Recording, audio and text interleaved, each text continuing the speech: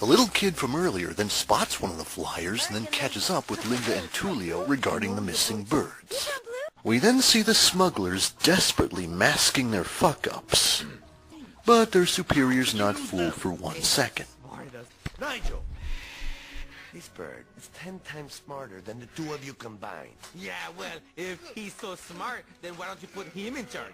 I am putting him in charge. Wait, wasn't he pretty much already in charge of the place? They then decide to plan on joining the parade in order to sneak out of the country.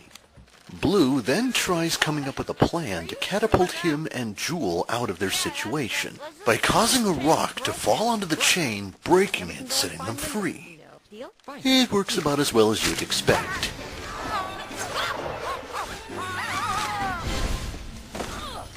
Dude, that's like the 3rd time this match! First rule of fur faggotry, you don't recover. Well, technically he doesn't have fur, so I guess that makes him a feather bag. They then find themselves being assaulted by a flock of baby toucans. The assault is then broken up by their dad, who is voiced by George Lopez.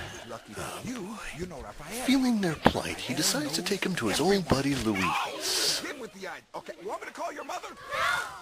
It works every time. We then cut to this group of monkeys stealing from tourists. They then have an unnecessary dance-off. Next scene. Just then, Nigel shows up and makes a bargaining ploy with their leader. Join his alliance or die. Let's discuss it.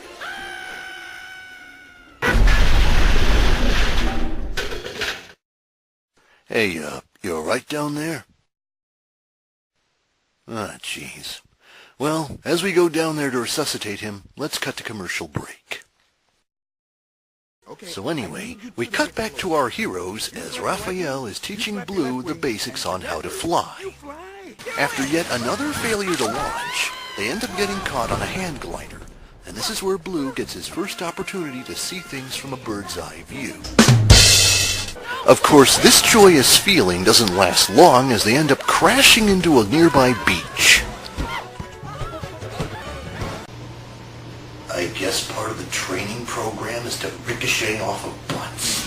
It's like the filmmakers were saying, "Oh shit, we're losing the adult audience. Quick, insert random ass shot." You did not feel it in here. No, seriously, Lopez. Tell us how you really feel. Fuck that puto! 30 years, motherfucker, there's your wake-up call. Fuck you! Running out of options, they decide to hitch a lemon truck to get to the rest of the way there. Insert random so close yet so far away shot. Because we're running out of time. Fearing that they may end up getting blocked by the parade, Linda and Tulio decide to hitch a ride with the kid on his Harley.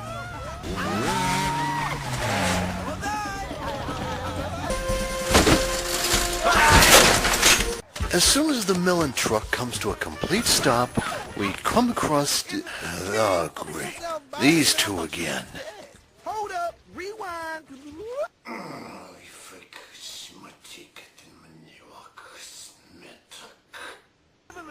They are then spotted by the monkeys We got him. as they enter Clubhouse, where we are then treated to another pointless music, song, and dance number. Next scene.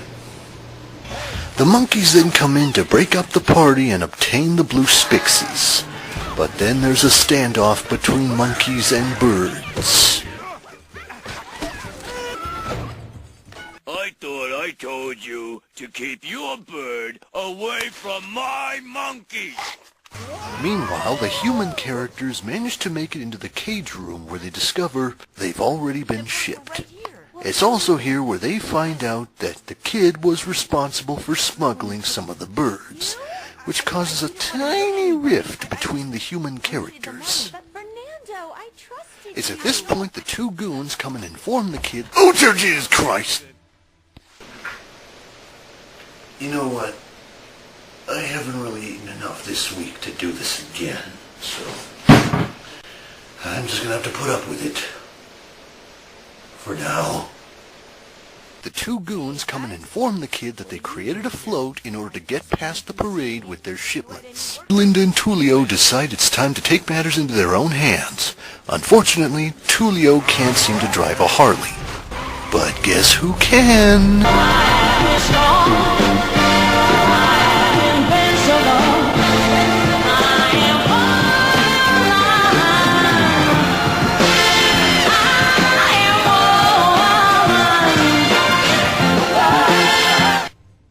Nigel then comes around and witnesses the apocalyptic backdrop that once was a bird party. He demands answers from his monkey minions when suddenly this little bird shows up at the wrong place at the wrong time. When I bite down on your head, will it go pop or will it go...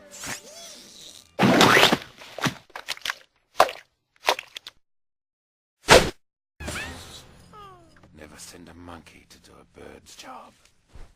We then cut back to our heroes as they finally seem to be forming some sort of bond together. The mood is then ruined by those two birds being their usual obnoxious, useless selves. Yep, that's my boy. They finally manage to make it to Louise's garage when we suddenly find out he is actually a bulldog, who is voiced by Tracy Morgan? Great, even more wasted talent. Got something against dogs. I do when they're drooling on me. Okay, I can't ignore this any longer. What is with the head tilting? Seriously, it's like the animators deliberately had every character tilt their heads in a very weird way in almost every scene they're in.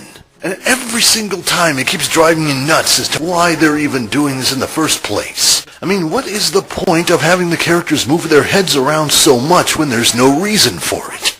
Maybe if we keep bopping our heads around like we had Tourette's syndrome, little kids won't be able to pick up just how much our writing is absolute bullshit. Apparently he's a welder capable of handling a saw that can be used to cut their chain in half. But ultimately it only works on his helmet. And the way how they get out of their chains? Through his saliva, of course. But oh, they got themselves into another shenanigan. We're free! Yippee! Free! Free! Free! We're free! We're free! Nah, just kidding. They're free for real this time. But we're only an hour into the film, so we can't really declare happily ever afters just yet. Oh, hey, it's not my fault you can't fly. Fine, I can be honest. I don't belong here. In fact, I never wanted to come here in the first place. And you know what? I hate samba. I'm Tico Taco out of here. Fine! See you around, Ted. Are you shitting me? I mean, my God! This has to be one of the most blatant, by-the-numbers, flat-out laziest use of the third act misunderstanding story structure that I have ever seen. It's almost like the writers were just thinking to themselves, oh shit, we're an hour into the film. Quick, give them some character conflict. Hey, it's not my fault you can't fly. Fine, I can be honest. I don't belong here. I never wanted to come here in the first place. And you know what? I hate samba. Tico Taco out of here. Fine! See you around, Ted. Nothing like sticking to some old tired formulas. I'm ready for carnival. Who wants to ride my fruit? Did I forget to mention we lost a Pixar film over this shit? And, just like any other calculated screenplay, the villain shows up just as things have reached their lowest point. We then catch up with Blue wallowing in his sorrows when suddenly the others show up and inform him of Jewel being kidnapped. In the most obnoxious way possible. This is all my fault. Let's fly. So then they all decide to make chase for the parade, as we see the smuggler waiting for his minions to show up with the float and...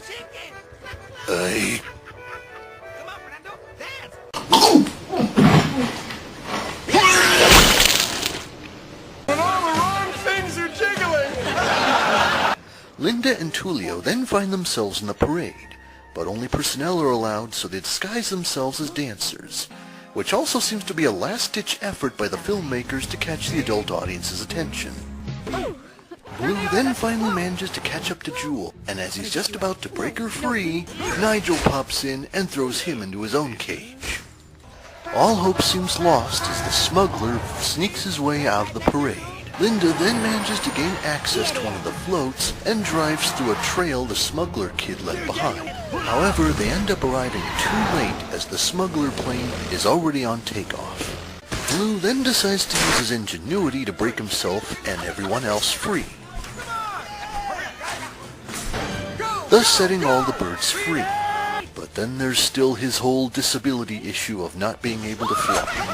And as soon as Nigel gets the upper hand and injures Jewel, this gives Blue the resolve necessary to try and take Nigel down with one last bit of ingenuity, causing him to skyrocket out to the other end of the plane and ultimately ends up getting shredded to death, which then causes the plane to fall apart at the seams and the smugglers jump ship.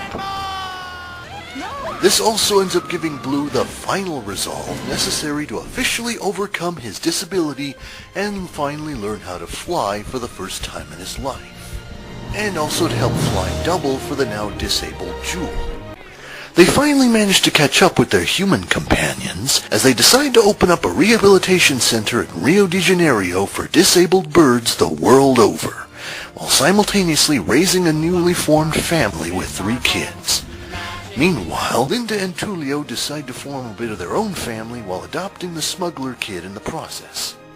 And we pretty much finish things off with one final annoying song and dance number, this time having to string in the entire cast along with them. The end. So that was Rio, and boy, what a train wreck that was. I mean, seriously.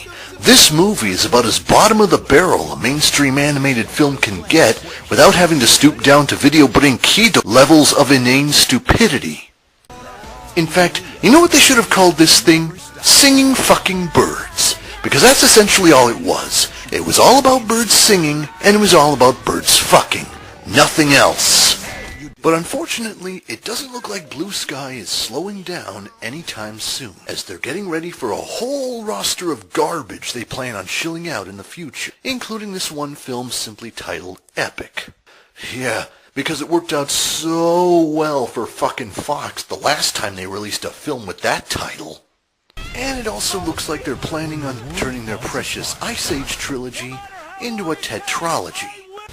No, I don't mean quadrilogy, that stupid marketing term that fucking Fox came up with for their Alien DVD box sets. Holy crap! I see. Should be enough to hold you over until the next piece of shit Blue Skies production. We'll see you next time.